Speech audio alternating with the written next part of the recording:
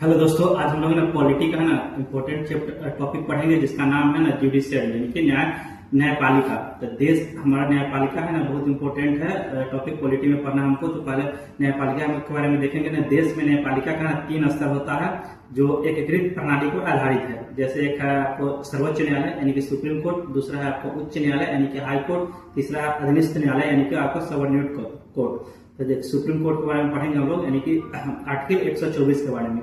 तो supreme court है ना आपको है आर्टिकल 124 के बारे में पढ़ना है। तो भारतीय संविधान का ना आर्टिकल 124 से लेकर 147 के बीच में है ना सुप्रीम कोर्ट की चर्चा है। उच्चतम न्यायालय की मुख्य पीठ दिल्ली में है, परंतु यह कहीं भी सुनवाई कर सकता है। उच्चतम न्यायालय में है ना न्यायाधीशों की संख्या है ना 33+1 है, यानी कि 1 है चीफ जस्टिस ऑफ इंडिया, बाकी 33 जज उसके साथ है। परंतु न्यायाधीश भी शामिल है, इनमें 33+1 में न्यायाधीश है, बाकी 33 जज है। इसके मुख्य न्यायाधीश भी शामिल है। इन लोगों की नियुक्ति है ना राष्ट्रपति के द्वारा की जाती है। न्यायाधीशों की संख्या है ना बढ़ाने घटाने का अधिकार ना संसद के पास है। न्यायाधीशों में नियुक्ति है ना एक आयोग के द्वारा की जाती है, ठीक है, जिसमें एक मुख्य न्यायाधीश, वरिष्ठ न्यायाधीश और एक कानून मंत्री भी जो शामिल होते हैं, विधि सचिव भी शामिल होते हैं। राष्ट्रपति न्यायाधीश की नियुक्ति है ना करते समय ना मुख्य न्यायाधीश से परामर्श करता है, परंतु है ना 1993 के बाद है ना सर्वोच्च न्यायालय के न्यायाधीशों की नियुक्ति है ना मुख्य न्यायाधीश की सलाह पर वरीयता दी जाती है। उच्चतम न्यायालय के न्यायाधीशों बनने की योग्यता क्या है देखेंगे अब। तो उच्चतम न्यायालय के न्यायाधीश बनने की योग्यता है वह भारत के नागरिक होना चाहिए। दूसरा कम से कम है ना 5 वर्षों तक है ना उच्चतम न्यायालय अथवा 2 या 2 से अधिक राज्यों में वकील अध्यक्ष रह चुका हो। राष्ट्रपति के नजर में और विधि का विशेषज्ञ हो। उसका न्यूनतम उम्र है ना निर्धारित नहीं है, लेकिन इसके सेवानिवृत्त उम्र 65 वर्ष होता है। वह अपना त्यागपत्र है ना राष्ट्रपति को देता है, उससे महाभियोग लगा के हटाया भी जा सकता है। उच्चतम न्यायालय का है ना उसके बाद आपका क्षेत्राधिकार क्या क्या है वो देखेंगे हम लोग। उच्चतम न्यायालय का है ना क्षेत्राधिकार क्या क्या है वो देखेंगे हम लोग। जब 2 या 2 से राज्य के बीच में ना विवाद होगा, उसका राज्य सरकार और भारत सरकार के बीच में ना मामला को देखेगा। दूसरा है कि मौलिक अधिकार का संरक्षण से संबंधित करेगा। तीसरा है कि उच्चतम न्यायालय का है ना निर्णय के विरुद्ध है ना सुनाने का अधिकार है। चौथा है फौजदारी मामलों में है ना अगर हाईकोर्ट के मृत्यु दंड दिया जाए तो उसमें है ना सुनवाई का उच्चतम न्यायालय में कर सकता है। संवैधानिक मामलों में अंतरिम व्याख्या सर्वोच्च न्यायालय करता है। छठा आपको दीवानी मामलों पे अगर 20 लाख से अधिक जो ऊपर का मामला देखेगा उच्चतम न्यायालय का क्षेत्राधिकार में आता है। सातवां है आर्टिकल 32 के तहत है ना उच्चतम न्यायालय में मूल अधिकारों के संरक्षण के लिए बंदी परीक्षा परमादेश का प्रति अधिकार का विषय की याचिका के आधार पर देखेगा। 8वां है आपका ना उच्चतम न्यायालय का ना पुनर्लेखन करने का अधिकार है।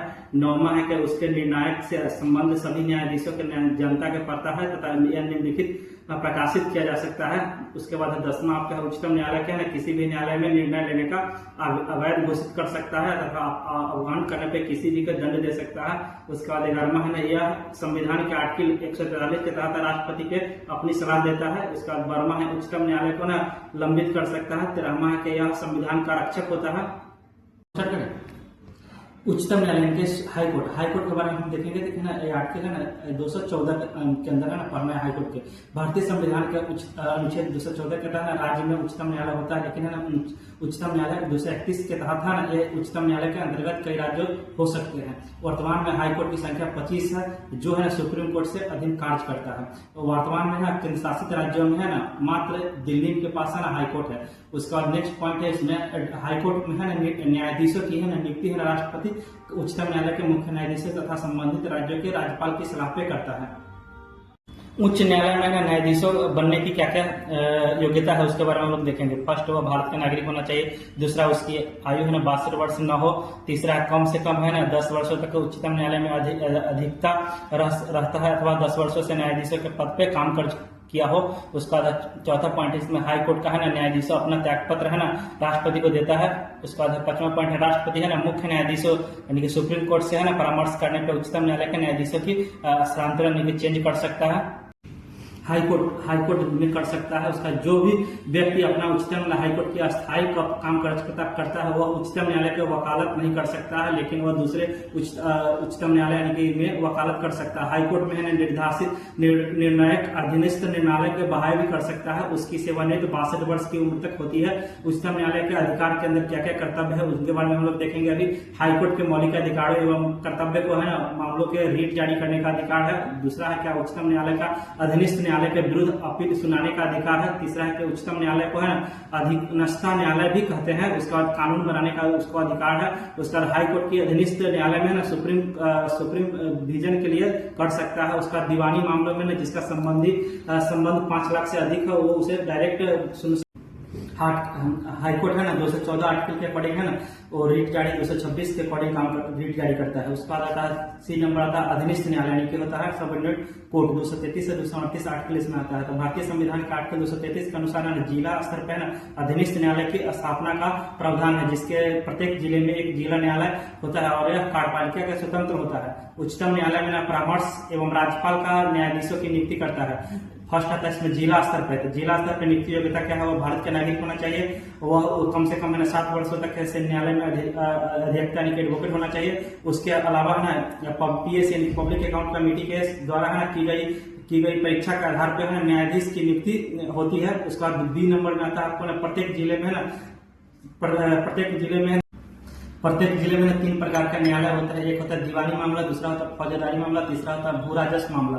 तो दीवानी मामला में होता है इसमें चल अथवा अचल संबंधित है ना मामलों की सुनवाई होती है जिसमें है ना मूवेबल प्रॉपर्टी होता है, बिना नुकसान के एक स्थान से दूसरे स्थान में ले जा सकता है।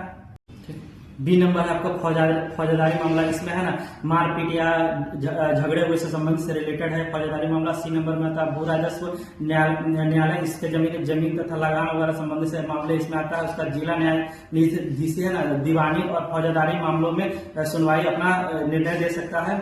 जिला न्यायाधीशों में ना दीवानी और फौजदारी दोनों मामलों की सुनवाई में अपना निर्णय दे सकता है। दीवानी मामलों में निर्णय देते समय है ना जिला न्यायाधीशों कहा जाता है और फौजदारी मामलों में निर्णय देते समय है ना सत्र न्यायाधीश कहा जाता है। अर्थात न्यायाधीश दोनों मामलों में दीवानी या निर्णय लेते हैं उसे जिला स्तर पर न्यायालय कहा जाता है। उसका कुट्टू न्यायालय, उसके बाद हम लोग कुट्टू न्यायालय में फैमिली कोर्ट होता था। कुट्टू न्यायालय क्या है, इसकी स्थापना 1984 में हुई थी। इसका कार्य है ना पारिवारिक मामलों में सुलझाना होता है। इसका शुरुआत जयपुर से हुआ था।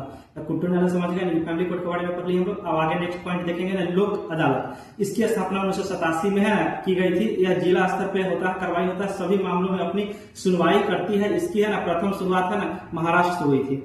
नेक्स्ट आपको इलेक्ट्रॉनिक कोर्ट। इलेक्ट्रॉनिक कोर्ट है ना इसकी शुरुआत 2009 में शुरू किया गया था। इसका कार्य है ना वीडियो कॉन्फ्रेंस के माध्यम से किए जाते हैं तथा वीडियो कॉन्फ्रेंस के अपराधियों के न्यायपालिकों में समक्ष प्रस्तुत किया जाता है। इसका काम होता है इलेक्ट्रॉनिक कोर्ट का। नेक्स्ट पॉइंट आता है आपको PIL पब्लिक इंटरेस्ट लिटिगेशन। इसमें क्या है कि है ना जनहित याचिका, कोई भी व्यक्ति सार्वजनिक मामलों में ना संबंधित मामले से सुलझाने के लिए ना पोस्ट कार्ड के माध्यम से उच्चतम न्यायालय को है ना सर्वोच्च न्यायालय को प्रार्थना कर सकता है। इसे PIL कहा जाता है यानी कि पब्लिक इंटरेस्ट लिटिगेशन यानी कि जनहित याचिका। इसकी शुरुआत है ना PN भगवती ने 1970 में की थी।